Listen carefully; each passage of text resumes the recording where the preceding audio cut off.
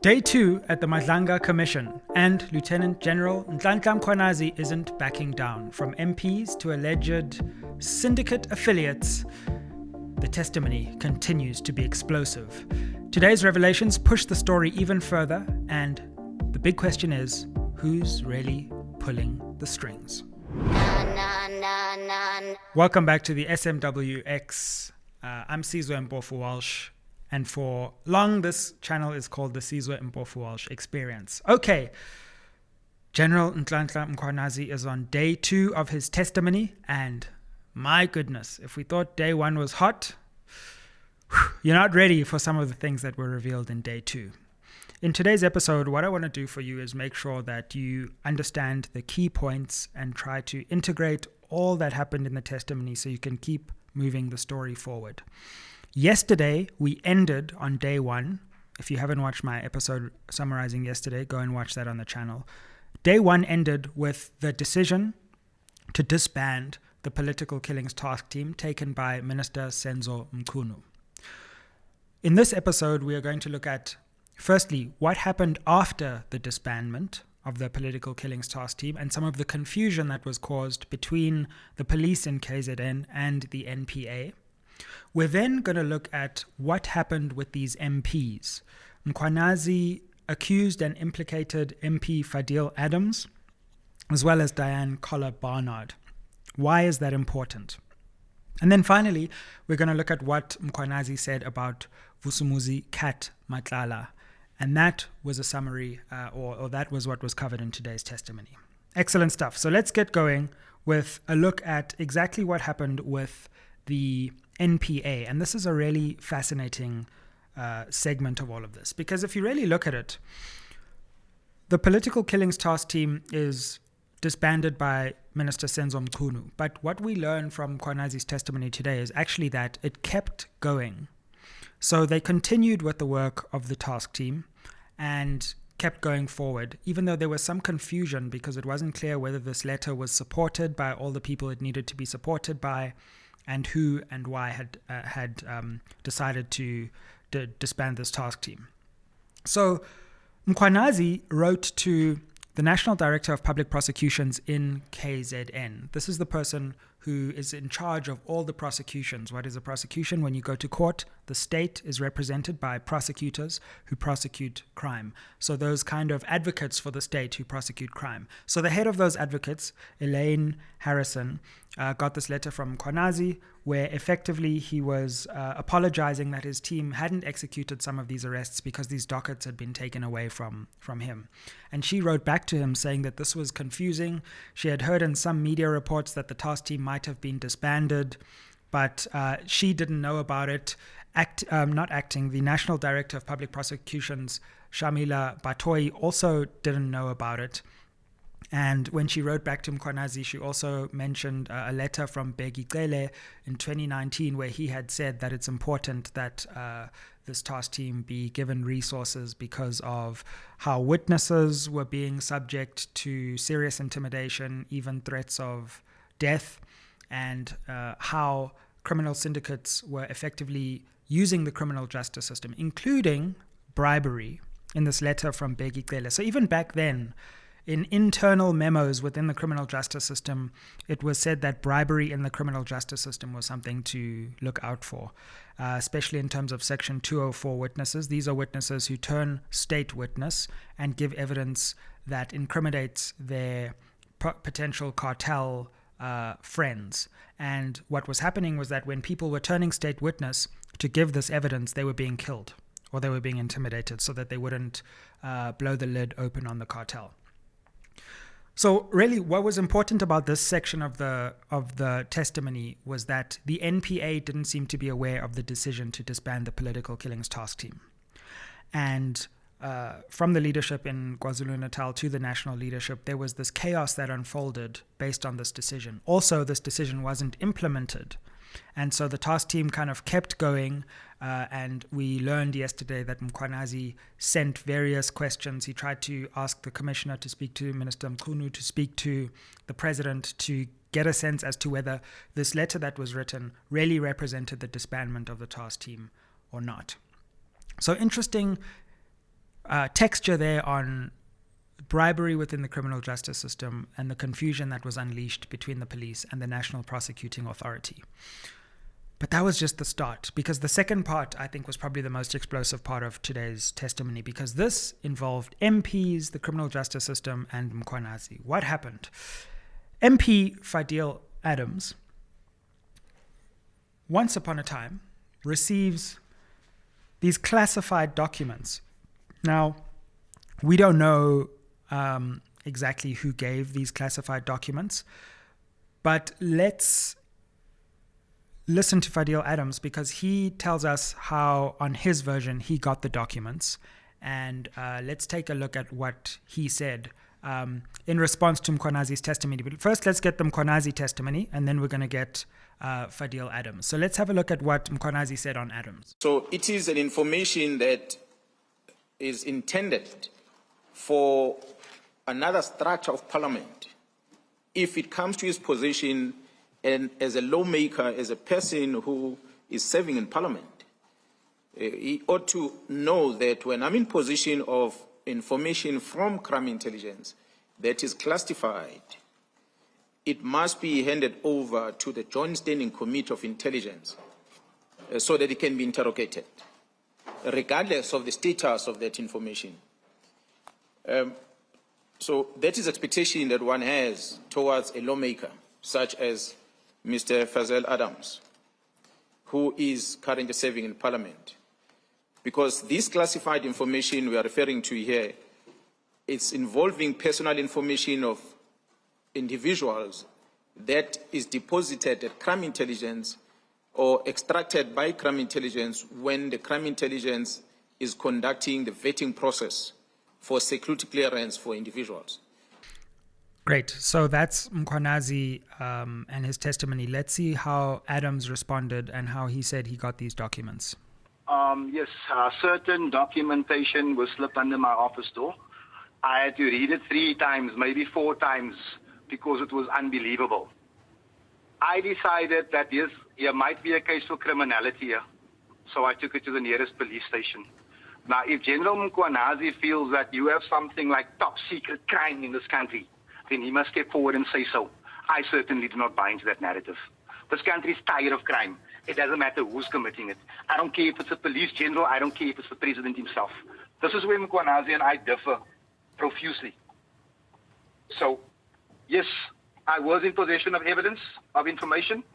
I took it to the police station, and if this man feels that I should be arrested for it, then let him go and lay the charge.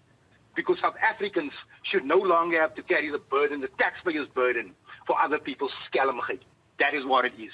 So here I stand today, accused by a 4-star general, a whole police commissioner, of being a possible criminal, if I'm understanding him right, if I'm listening into him right. But Mkhwanazi must make us understand why he's so desperate to have an issue of almost R1 billion worth of fraud of corruption reduced to an HR issue. Is it because he's friends with one of the accused? So that's serious response, the version of Adams. So let's just take a step back from this, because this is actually really important for this commission.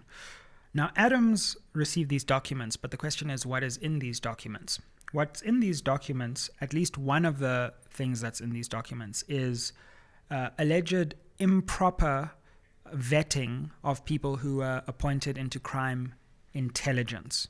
Crime intelligence is central to the police because these are the people who are tasked with detecting crime and making sure that they understand what's going on in these criminal syndicates. So crime intelligence is central here. Now, who's the head of crime intelligence at the time of the political killings task team? Dumisani Khumalo. We've spoken about that name many times, but keep that name in mind. Guess who ends up in court later on fraud and other criminal-related charges related to vetting impropriety in crime intelligence? Dumisani Khumalo. So effectively, what Mkhwanazi is alleging in his testimony today is that at least one of the criminal cases which Fadil Adams opened as a result of the classified documents which were slipped under his door resulted in a criminal trial for the head of crime intelligence. Why does that matter? Because Mkhwanazi's whole thesis before this commission, as we watch it unfold, is that he and Khumalo were being sidelined because they had begun to penetrate the criminal syndicate which was influencing law enforcement and senior politicians. So his whole point is that Khumalo was given a case so that he could be diverted and taken away from the role he was fulfilling, penetrating this criminal syndicate. So effectively what Mkhwanazi is saying is that we can draw a line from Adams' complaint, where these documents fell into his possession, all the way to Dumisani Khumalo going to court answering to these charges, in an attempt, according to Mkhwanazi, to sideline Khumalo, later to sideline Mkhwanazi with a defeating the ends of justice case, which apparently he was going to face, so that they would not do the work of the political killings task team. So this is really, really serious stuff, because it suggests on Mkhwanazi's version, and I stress that evidence is being fed to MPs, and we don't know who fed this evidence to these MPs. Adams would maintain it was a whistleblower. Mkhwanazi would maintain that there was a deeper agenda behind giving this information to this MP. And interestingly, also in Mkhwanazi's testimony, he alleged that Adams really took it upon himself to send messages to the minister, Senzo Mchunu at the time, because as soon as he laid these criminal charges, he said that there was interference in the investigation days after he laid the charges. And then he said that Minister Mchunu must investigate this interference, wrote letters to Mchunu. Mchunu then took it forward, and the matter landed with an institution called IDAC, a purported corruption-busting institution within the police, which Mkhwanazi again alleges has been used not for its purposes of dealing with state capture cases and corruption cases, but also with dealing with law enforcement agents like Mkhwanazi who are penetrating this cartel. So it's interesting. For the first time, we now have detail on who Mkhwanazi believes within Parliament is effectively serving the ends, potentially, of those who want to sideline him and Khumalo. And of course, Adams will have to get a chance to reply to this at the commission, and we'll see how he responds as well. He's already begun responding, and we've played you part of that here. But it wasn't just Adams, because DAMP, Elaine Harrison Barnard, was also accused by Mkhwanazi of impropriety. Let's have a look at what Mkhwanazi said about DAMP Elaine Harrison Barnard. In trying to address the issues that crime intelligence and the political involvement, back in 2011, I deposited an affidavit at the Zondo Commission. That affidavit is available. Unfortunately, I was never invited to come and testify at the Zondo Commission. So the patterns that were there, the modus operandi of how they are dealing with things at crime intelligence back then, it still exists today. So what we see here is a person who has a legal obligation to keep the mouth shut and go to the Joint Standing Committee and present and ventilate on this and hold the Divisional Commission accountable. But she does not use that platform. She goes publicly and discloses this. The risk of these commissioners is that it forces the members that are within crime intelligence in the public space to defend themselves by divulging all the secrets of the states that they are aware of, the irregularities within crime intelligence that ranges from the police to the political parties, which the members are not supposed to, according to their vetting and their classification of that information. So a couple of very important things there. Firstly, that Mkhwanazi actually hoped he would testify before the Zondo Commission and submitted an affidavit there and was never called to testify. Secondly, that he believes all of the things he complained about before the Zondo Commission have continued to perpetuate. But thirdly, and perhaps more importantly here, with DA MP Adams and Kohler Barnard. What he again is alleging is that from crime intelligence, information is being given to MPs, and perhaps even in good faith, these MPs think that they are exposing corruption, but in actual fact, there's a deeper attempt to try and frustrate the work of crime intelligence, according to Mkhwanazi, as it tries to penetrate this cartel. Now, of course, we need to hear from Adams and Kohler Barnard. Interestingly and fascinatingly, she's actually a member, an alternate member of the ad hoc committee, which is supposed to be probing Mkhwanazi's allegations. So it's going to be fascinating what happens in that parliamentary process when, one of the MPs who could theoretically even be questioning Mkhwanazi is one that Mkhwanazi is making allegations about. I mean, Kohler Barnard, of course, would turn around and say, well, she was trying to expose the misappropriation of funds, but clearly Mkhwanazi is saying here that in doing that, that may have exposed members of crime intelligence who would then have to divulge why they were doing certain things. So it's very interesting, and suddenly we've got more political players coming into the scene, and the way that people in the shadows seem to be using leaks to MPs. For what purpose, it's not exactly fully clear, and the rest of the commission will have to expose this, and we'll have to hear all sides of this. But again, Mkhwanazi not holding back. Yesterday we heard about the president, we heard about the interministerial committee. Today we hear about 2 opposition MPs suggesting that this goes further than just the ANC, and this is about how all different kinds of MPs and the world of secrets come together in these delicate dances. Finally, we had testimony on Vusumuzi Cat Matlala, and here Jeff Wicks in 2023 reported about him using blue lights. Mkhwanazi confirmed this, and I mean, wow. So there were people in this world who were able to use blue lights to take their kids to school. Like, crazy times. When you think of Babita Deokaran, who sadly was assassinated on her way back from dropping her kids at school, it just shows you the different experiences in our society. Also, apparently there was a business person who Matlala was in communication with. They were exchanging information about a vacancy at the Hawks. Matlala said that he knew this position was already going to be offered to Shadrach Sibia. And he even said that in terms of the police commissioner, he thought his candidate would emerge. We need further detail about that, and tomorrow we're going to get more about that, because that's where the testimony ended in today's commission.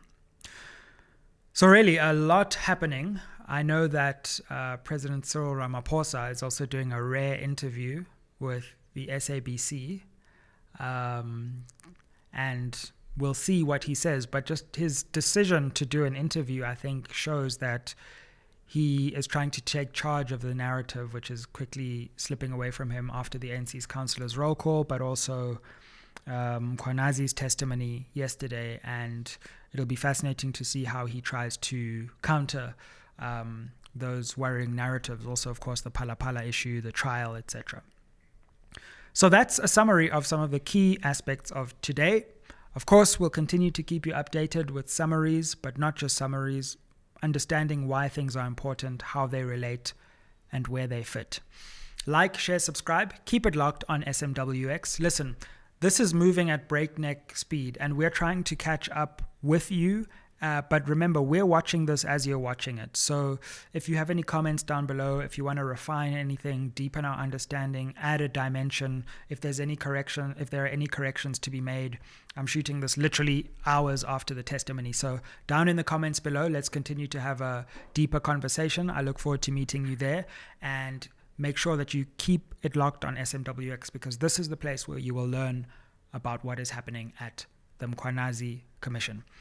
Get us to 400,000 subscribers, buy an SMWX hoodie, become a member of the channel, like, share, subscribe, and see you on the next one.